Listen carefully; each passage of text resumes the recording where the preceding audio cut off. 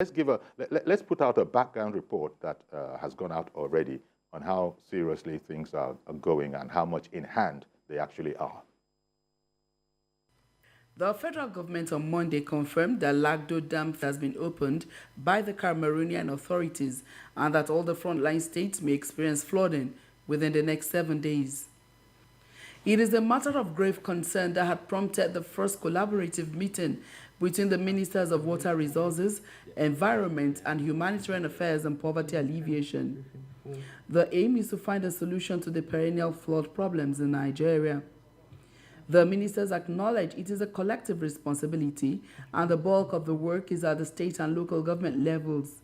They want individuals also to take preventive measures such as clearing drainage and keeping their environment clean.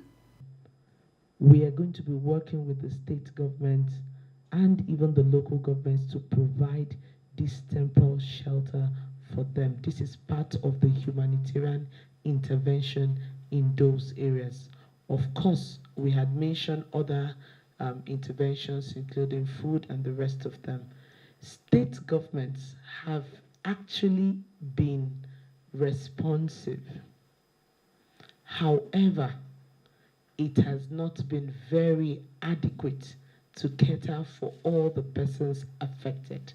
And so we are encouraging the Nigerian Governors Forum to step up on its actions.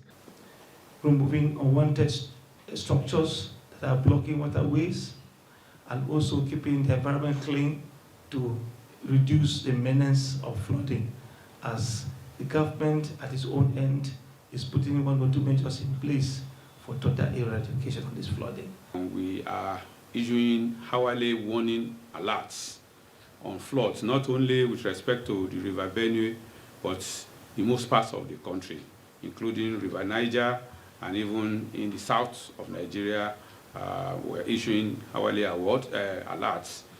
The ministers are quick to assure that the water level is not a threat yet and that measures are just being put in place should rain volumes increase. The meeting has now gone into a closed-door session where they will come up with recommendations to be forwarded to President Bola Tinubu on efforts to mitigate and prevent further flood disasters in Nigeria.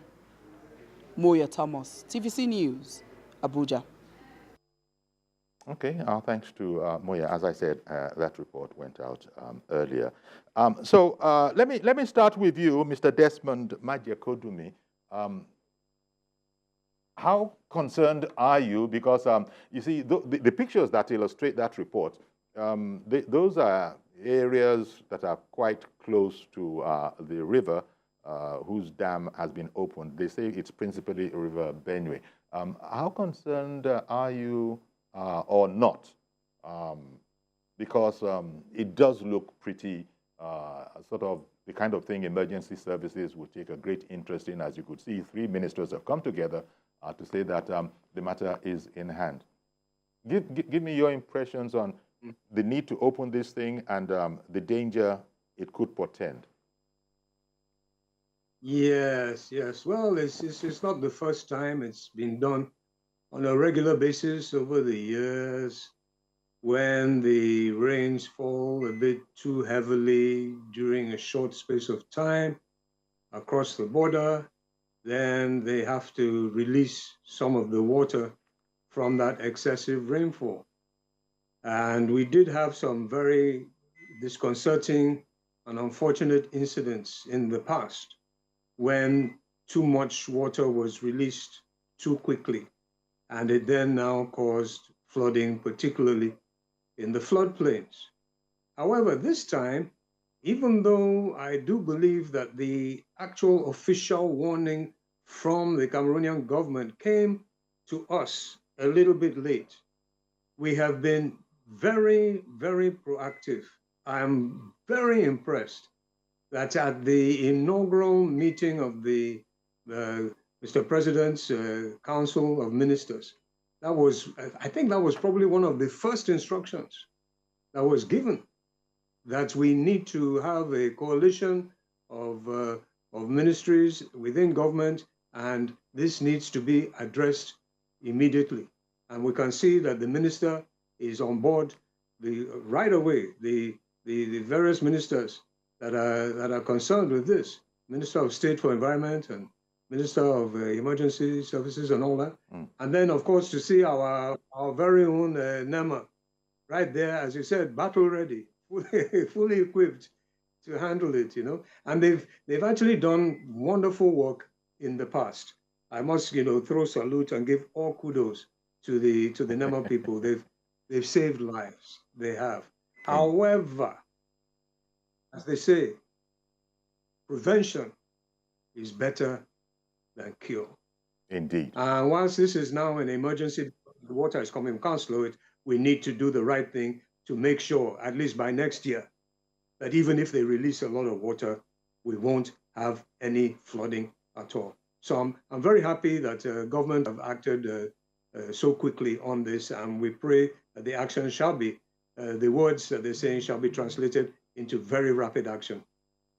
Indeed. Thank you for that opener. And in talking about prevention there, one of the numerous agencies that no doubt are keeping a very, very close eye on all of this is LASEMA, that's the Lagos State Emergency, because, Emergency Management Agency, and Dr. Femi Okeosointolu is permanent secretary there, heads the place up.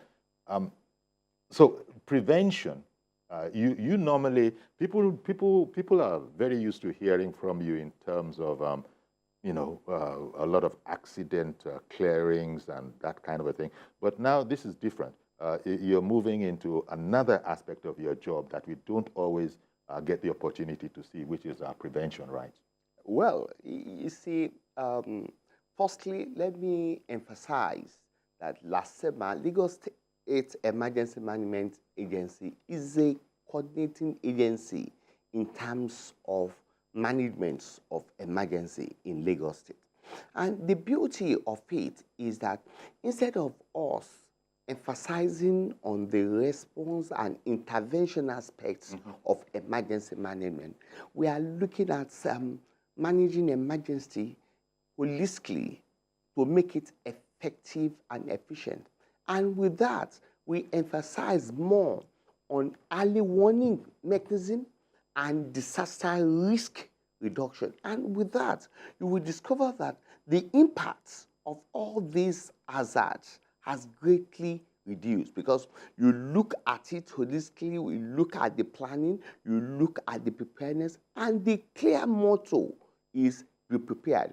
And when you look at this type of mechanism that we are using is more of people-oriented mechanism. So you carry the vulnerable people along. You carry out sensitization, you carry out advocacy, you carry out clear, holistic diagnosis of what is happening and how you are going to handle it. Look at the fraud prediction that we have made. We made a motto clear out that be prepared. And with that, we assure the good people of Lagos State that they should not panic. Mr. Majekodunmi was talking there about the warning time. Yes. And that although it was a bit short, however, you appear, it would look that we would appear to have reacted to the situation properly. First of all, your commentary on, is there ever enough, a sufficient length of time in terms of these kinds of potential disasters? Well, when you are looking at the warning aspect that Dr. Majekodunmi was talking about, he was talking in terms of... Mr. Majekodunmi. Sorry, Mr. Majekodunmi was talking about. It was talking in terms of the federal level. But at the state level, we commence early warning signs. We make sure that in all our local government, we have early warning mechanism units. We have local emergency response units, and we have what we call the local emergency management committee. Now, the importance of this is that you have to carry the society along. And you see, the planners are very important. The people are very important, because you must ensure that they know what they are vulnerable to. They must be committed into the actions that you want to take. Those that are going to be the most vulnerable are going to be those. Lagos is one of the coastal states in the country. Definitely. That are going to, it will impact them. And sometimes, I don't know what your experience is, but people don't usually always like to move, even though they know the reason. We've seen it not just in Nigeria. What was your experience like in that regard? Because you saw the pictures that we sort of started with. So you saw the floods, which must be from the heightened level of water. Okay, number one, as a disaster manager, I don't like talking about state per se.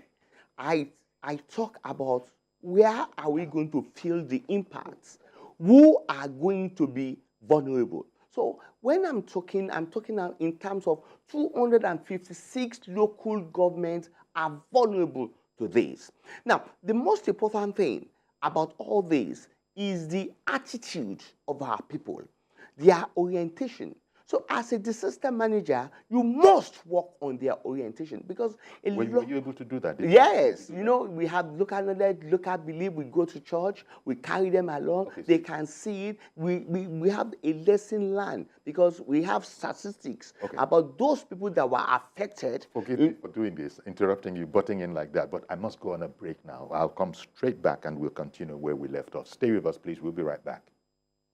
Okay, welcome back. And our guest this morning, Mr. Desmond Majekodunmi, an environmentalist, and Dr. Femi Osanyintolu, Permanent Secretary at LASEMA. And he was just telling us, maybe giving us an idea of the experience of, in addition to warning people, trying to move them to safety and how easy that has been.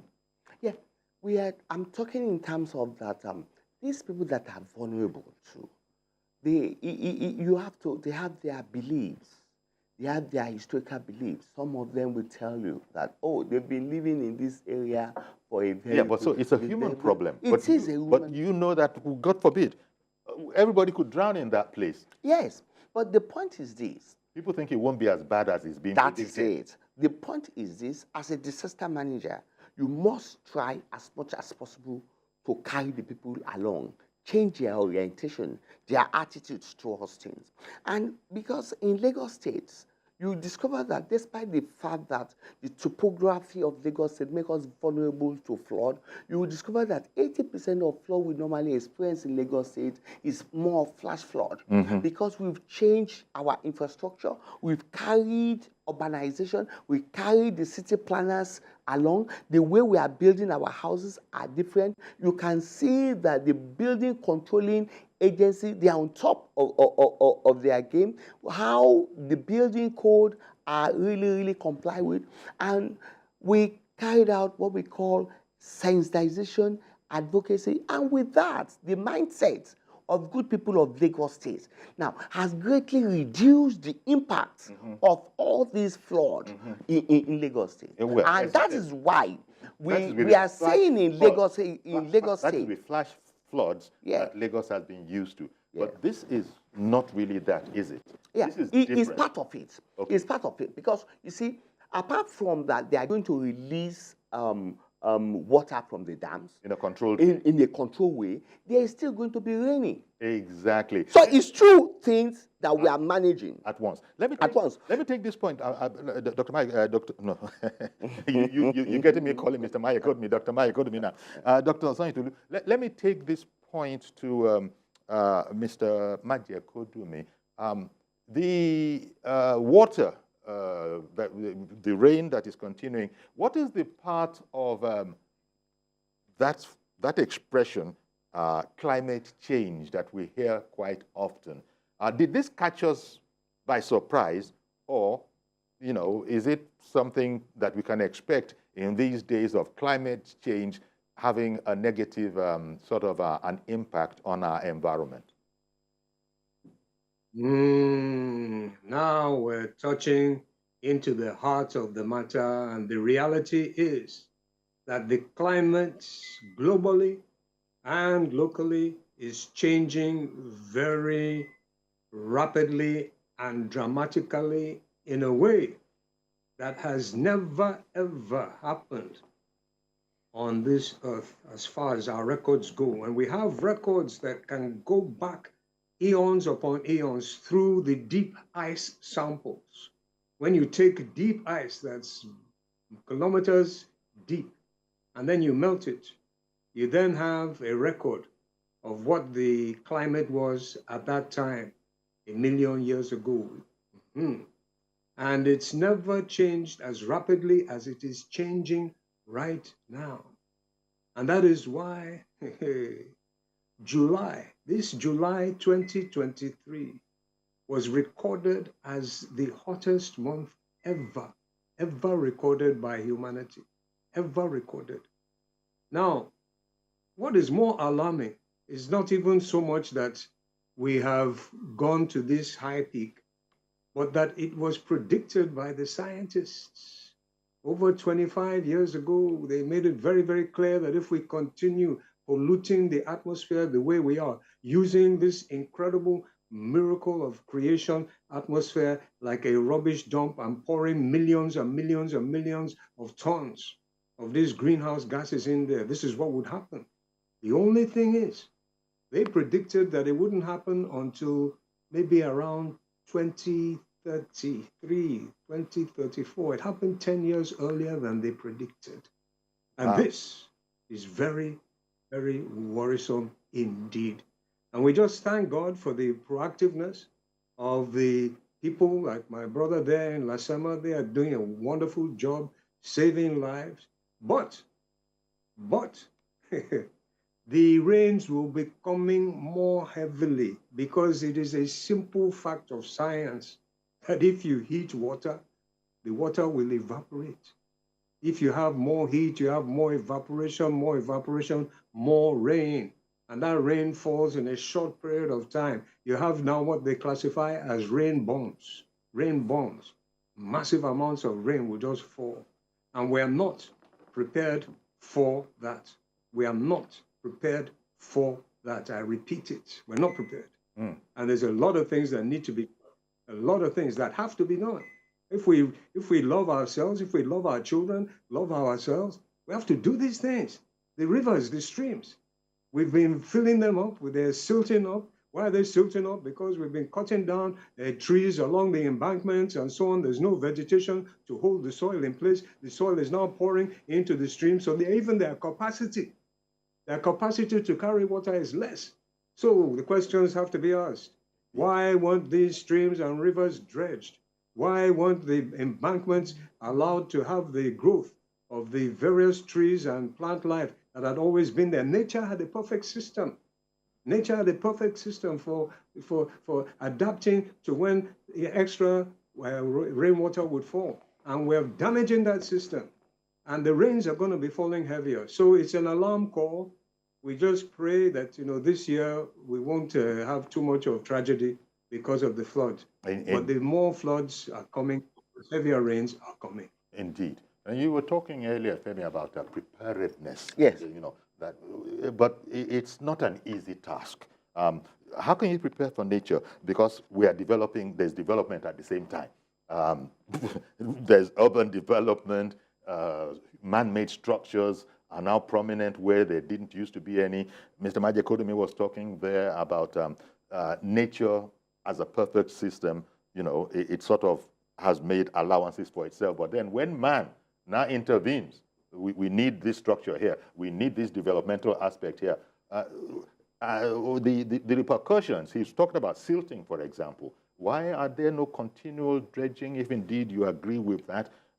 When you talk about preparedness, and that is what agencies like yours are moving into, so how well have they done in the circumstances? I will say we've done very well. That's what we call early warning mechanism being put in place, disaster risk reduction being put in place, and the kind of what we are doing is people-oriented. And we are seeing the results. If we make sure that our emergency management is more of empirical. If you look at the statistics about what happened in 2001, you will discover that the impacts of flood in 2001 was very devastating. And if you look at our statistics by 2005, 2010, 2012, you will discover that what we are doing, we are getting it right. Okay. But however, we still need to continue doing it and fine-tuning it and ensure that we are managing emergency or all this holistically. Now, look at the impact. For example, Look at what we did in terms of desettling.